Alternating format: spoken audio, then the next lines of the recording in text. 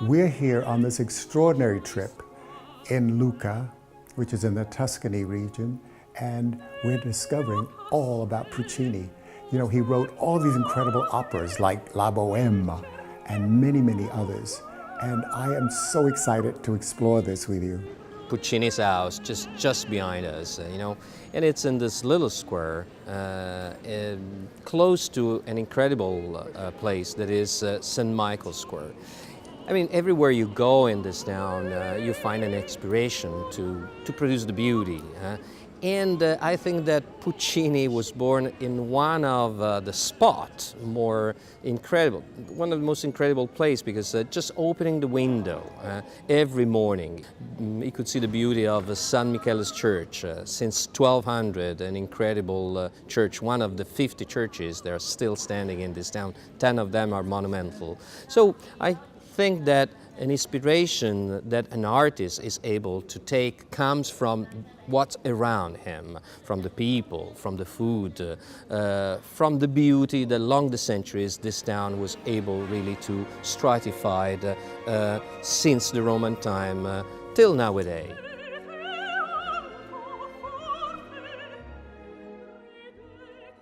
Welcome to Lucca.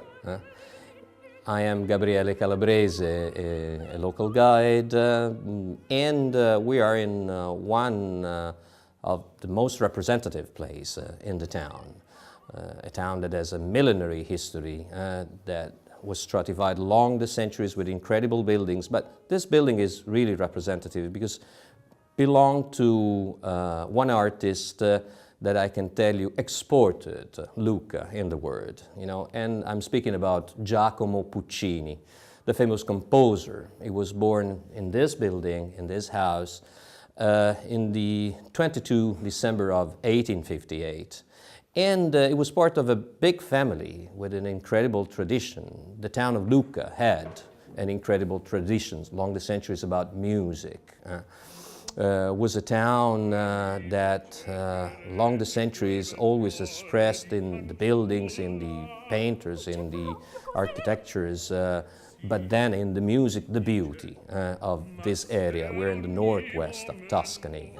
Tuscany sounds inspired, the fantasy of many, but the music is one subject that really could be exported. And Puccini exported our style, our history, our music with his incredible talent all over the continents.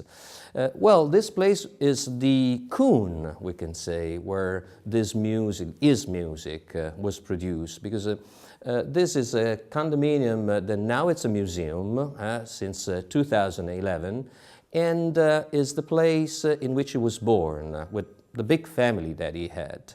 As I told you, he was a genius, we can say, but he had behind his shoulder an incredible tradition of composer and musicians, because I can tell you that in the old time, to be an artist was like to be a artisan, an handcraft, we can say. From the father to the son, the tradition to be an artist, to produce something with the hands or with your minds, was really as well expressed in Lucca.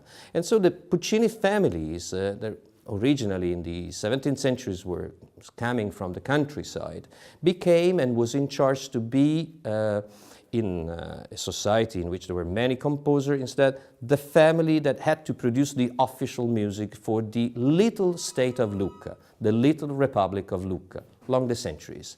And right here in this room, in the first room, we can see the genealogical tree of Puccini's family.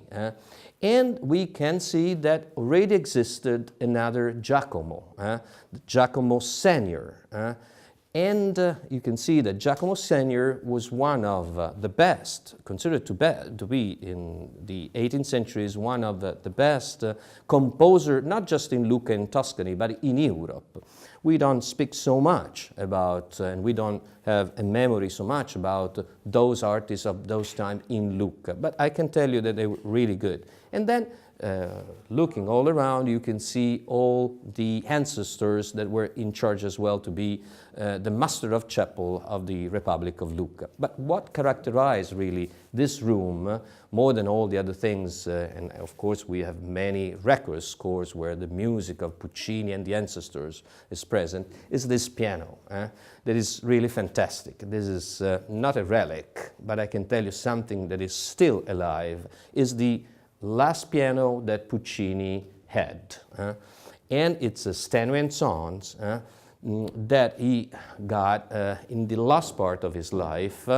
And on this piano was played the last music that he composed and he could listen. He composed on this piano the Turandot, that is the famous opera in which the Chinese queen refused the loves of all the lovers except one that will have the key to open her heart. Women. The women were always the protagonist in the life of Puccini, and I can tell you in the operas of Puccini are the real heroes of all the poems. He understood that that was the key to open the heart of all the women probably of the world, and not just the women, I mean the human love. And on this piano is the piano that in the expo that we just had 1 year ago was in the square of the Duomo of Milan to inaugurate the expo, and Lang Lang, the famous pianist, played Puccini's operas. So it's still alive. And when the people comes to visit these wonderful museums, maybe it's still possible to listen to the music of Puccini in the museum. And when a very famous artist comes, the local museum gives the chance to play the music of Puccini on this piano. I'm Luigi Viani. I'm the management of the Fondazione Puccini. Fondazione Puccini is the owner of the birthplace of the Museum of Giacomo Puccini. In this museum, we have the hugest collection of documents, autographs of Puccini all over the world. As you can see in the genealogical tree, we have a lot of musicians. All the people that are your reds in these cards are the musician and the composer of that period. Puccini's family, as number of musicians, was second just to Bach family all over the world. So it was a really huge numbers of composer and musician. Giacomo Puccini pretended that his son Antonio was a musician too, and he presented to him a marvelous violin. That one day, coming back earlier, he discovered that Antonio was playing with this violin capsized as a little boat on the lake. From that moment, he understood that Antonio was not really good for music. In fact, Antonio was the first of the family that was not a musician. And Antonio has a daughter, that is Simonetta. She managed the villa in Torre del Lago, where Giacomo Puccini is buried, actually. And Simonetta is the last person of the dynasty of Puccini. She is quite old, okay, and the museum that is managing is really, really interested too, because that one is the place where Puccini lived most of his life. Except the last part of his life, where he spent the last 3 years of his life in Viareggio, where he built a new villa, the only villa that he really built from the beginning, with his ideas. Is the place where Puccini, with the marvelous piano that we have in this museum, where he composed Turandot. So that villa is very, very famous. We own that villa too. Next, Giacomo Senior, we already talked about this, okay, was really a nice composer. He comes from the country yard, was from Celle. In Celle, That's the place where the house where Giacomo Senior was living. And it's owned by the great association of Lucca, it is Associazione Lucchesi del Mondo, and there's a little museum, but really, really nice too. After that we have Benedetto, okay. After that is Michele, that is the father of Giacomo. Michele unfortunately died when Giacomo was just 6 years old. And so you can imagine, this one is really a huge flat, and there remains just the mother of Puccini with 9 children, 7 sisters and 2 brothers. And so after a few years, they were constricted to sell this apartment because they have troubles, economic troubles. But Puccini make a pact so that when he got money, enough money, he can pay back and have the owner of this flat.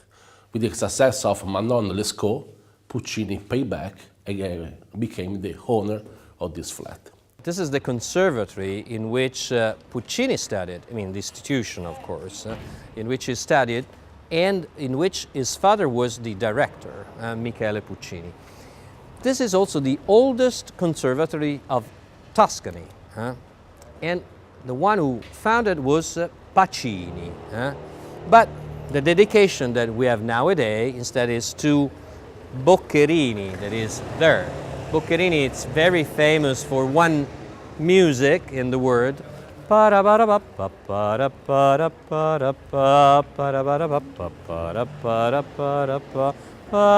know this.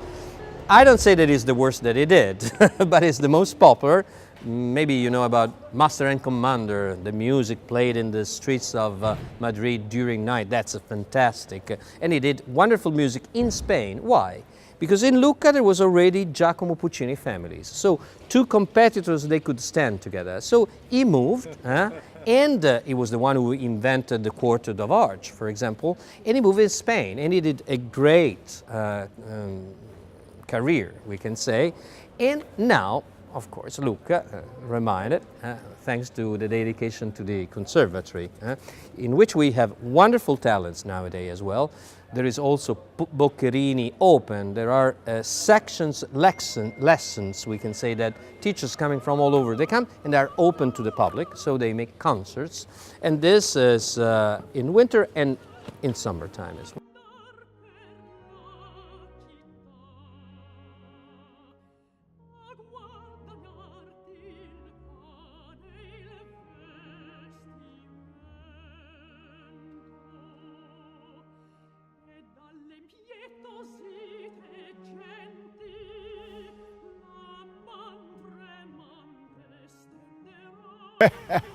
Chasing Wild Ass. Oh, it's not what you're thinking. It's all about my travel around the world. I have interspersed photos and recipes to whet your appetite and allow you to dream and discover and rediscover these faraway destinations. The title came about while we were in Koch Wild Ass Sanctuary chasing jackasses in Gujarat, India. Chasing wild ass is food for the soul. It's adventure, it's history, it's culture, it's culinary, and it's a lifestyle. Chasing Wild Ass will entertain you and massage your soul. It's a celebration of life. You have to live every moment as if it's your last. My world is your world, so remember, get up, get out, and travel! What could be this 100 years AD? Just one thing. You're in front of the local, I say in American style, Colosseum. I should say amphitheater or arena. We had lions inside. We had gladiators. And he said, oh, but where are the gladiators? Where are gone the lions? Gone. I want to give you just one number. Russell Crowe, the gladiator, 3 centuries AD. Mm-hmm. Rome had 2 million of inhabitants at that time. Wow. 7 centuries AD, Rome had 15,000 inhabitants. Depopulation. Tell me, where is it possible to find a lion with 15,000 inhabitants? How is it possible to feed the Colosseum? Where do you find a gladiator? No reason to do that. He said, but it's fun. Why don't you kill someone? Well, the Christians, but we became all Christians. Do we have to kill each other just for fun? So it became an abandoned town, just able to be sacked. Lucca had problems as well. We had no more lions, no more gladiators. But the difference was that the town developed around, the amphitheaters. And we couldn't raise this building along the centuries. So what we had to do with this enormous eco-monster, we have to recycle it. And it was recycled in different way. Became, first of all, thanks to the jails, the local prison.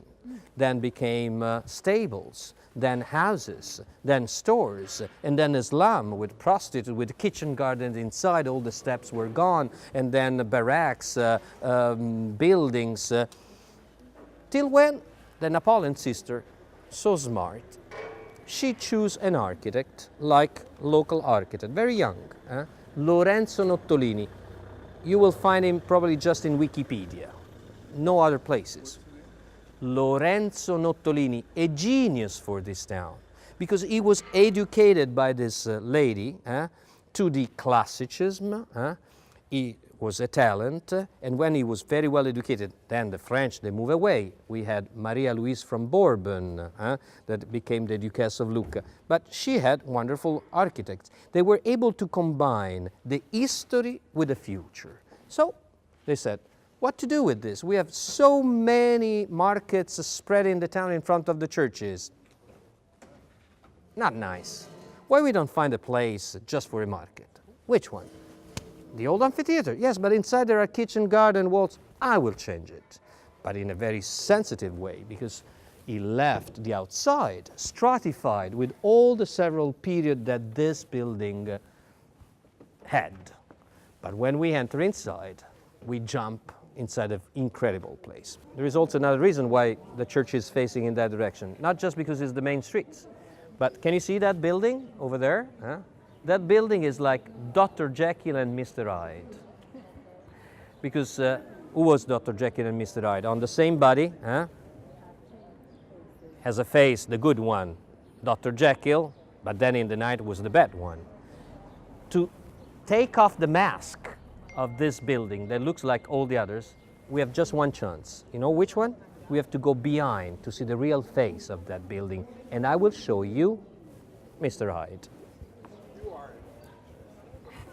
We have the perception of the amphitheater. Yes, absolutely. Because the architect did a wonderful thing. Before to destroy everything, he checked piece by piece the foundation of the buildings. Make just one note, always monotone. It's like if I'm an architect and I'm doing a line, always the same. It's monotone. It's that look. That's the highest notes. Right. Pa, pa, pa, pa. Okay, and the lowest to the opposite side. So you take a pen, you make a line, you join, and you say, wow. You know what he did? He took the past and threw it toward the future, because the people is still living here.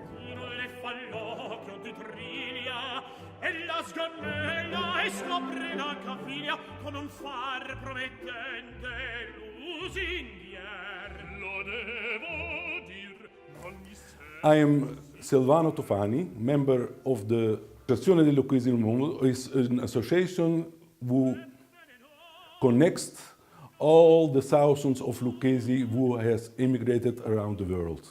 The museum here is property of the associations, and it came before the editors of the museum wanted to give it to the Associazione of Lucchesi del Mondo. This place is very famous because it is the roots of the family Puccini. The roots of the family Puccini was here in this house and in Celle. We have seen that Giacomo Puccini, the big maestro and composer famous for all his operas, passed here the many summer times and summer months when he lived in Lucca, when he was a little boy. And also, after when he was not more a little boy, but famous, and he went around the world with his performances, he came back here and he found it nice to be here, to see the family and the people of the small place, to relax. He did not live here, but he lived in Lucca when he was young. Later, he went to Torre del Lago, that is at the lake of Massachusetts, because he was a hunter. He wanted to shoot the ducks. Look there is the gun. And later more, he went to Viareggio. That is a nice small city at the sea, with a very beautiful boulevard with palm trees and shops and restaurants, and also a very old cafe, historic cafe, Cafe Margherita, where he met his friends and Toscanini and Marconi, the inventor of the radio. In the museum, you can see, for example, a chair where he read his newspapers, the piano where he composed a part of the Butterfly, famous opera, The Butterfly, and you will see the gramophone who was donated by Edison himself to Puccini. And very important though, the bed where he was born is also here. He was born in Lucca, but the bed is bringing here in Celle. And you can see it in this museum. There is a real kitchen from that time. It is very fantastic that it is remained so as it was hundreds of years ago. The museum is in Pescaglia, and the part of Pescaglia means his name is Celle Pescaglia. It is about 20 kilometers from Lucca. No, because I would like to know that we are in the heart of the town, but this is a town of 90,000 inhabitants. Looks like a village because we have many little streets, but it's not. So I will show you just a portion of it, the highlights of an area that is important, because we are right in the center of that town founded 200 years before Christ, you know. And when sometimes there's people that come from Venice and then is going to Rome and they stop in Lucca, like I had yesterday, just to give you an idea. They said, but why we're in Lucca, why we stop? Because you're doing the same thing that the people did along the millenniums. Coming from the north of Italy, I say the land of the butter, because to the opposite side of the mountains there is no one olive tree, not one they don't know what's the olive oil, you know, it's the north. Well, crossing the mountains, you are in the first town in the Mediterranean area. Lucca was considered since the beginning the first place to stop coming from the north, or the last outpost in the Mediterranean area coming from the south. And the Romans, they knew very well, the Roman legionaries, when they came here, they knew that this was the last outpost that they knew very well, before the north. Before to find the Celts, the barbarians on the top. That's why they founded 5 army bases: Arezzo, Florence, Pistoia, Lucca, and Pisa was the navy base along the line of the mountains. But Lucca became the strongest. So strong that if you were here with your time machine, like Back to the Future, you know, because now we move in the world thanks to the movies. And if you think about a time machine, try to think that, as I told you before, from that street that already existed 56 before Christ, like all these nets of streets around there, came Mr. Julius Caesar. And maybe you can ask him, but what are you doing here, Julio? Well, after many centuries came the moment. I'm waiting for Pompeius, Crassus, my 2 friends, and me. We'll share what we have conquered in the last 200 years in 3. We will do in Lucca the first triumvirates. And this was the square in which everything started for the glory of Rome, you know. And do you think that if you have a meeting of that level, you make that meeting in the middle of a desert? This was a wonderful army base. That was the foundation of a town that thanks to the walls that the Roman founded became strategic and safe. Because there is another thing to say that nobody wants to hear. The Roman Empire, do you know Russell Crowe, you know, the glory? No, I want to tell you, went down. The Roman Empire was completely collapsed. 5 centuries AD was gone. And when you think about the movies, which movies show you the implosion of Rome? No one. But in the middle of Julius Caesar and Michelangelo, I can tell you we have lots of history in Italy, very interesting. And Lucca was the protagonist, was one of the protagonists, because it was one of the few towns that, for example, 7 centuries AD survived. If you close your eyes and you think about 7 centuries AD in Italy, you're lost. You know?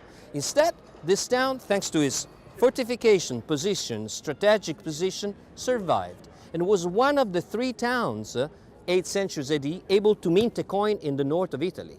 You know, when you mint a coin, it means that you have behind that coin an army, a bureaucracy, a state, a market. Well, we had a market because this town survived and was able to attract from far away, and when I say far away, it means far away, China, one product that gave to this town the chance to develop and to become one of the wealthiest towns of Europe at that time, till 1200. We were able to import, with absolute monopoly, silk. From China, the Silk Road had like target this square. And I want to show you the evidence. Do you want to see the evidence that in this square we had the silk markets? Very easy. If you are a merchant in 1300, and these buildings around us, some of them, they belong to that time, you come from Istanbul, the gates to the Mediterranean area, okay? And I am a local merchant, and I ask to you, oh, you have been in Istanbul, the old Constantinople. How does it look like? I would like to see something. What do you show me? The iPhone, in 1300. You have no paintings with you. There is just one way to show me like this, how Istanbul looks like. A graffiti.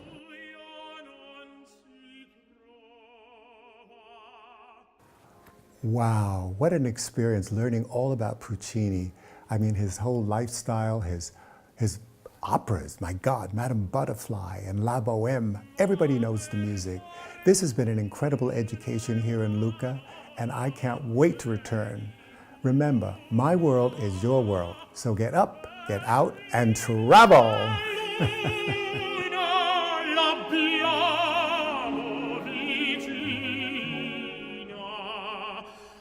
Aspetti, signorina, le dirò con